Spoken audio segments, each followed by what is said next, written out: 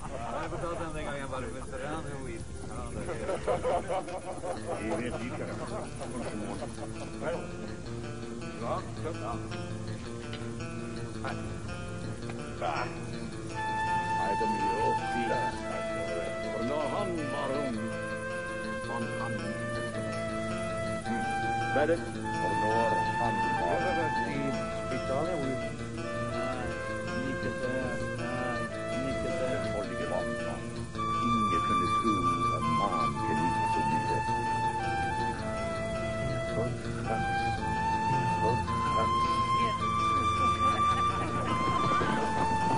Sopra sul morto ancora.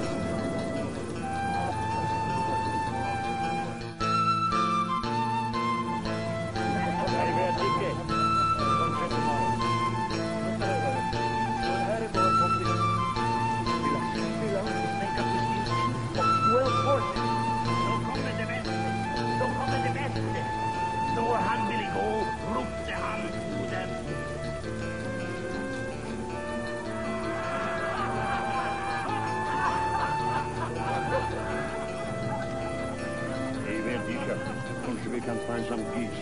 So then he says, do not foretell me why, for I will get no supper when I come home tonight. I don't sound like that. Ronald slept with her while we took the horse.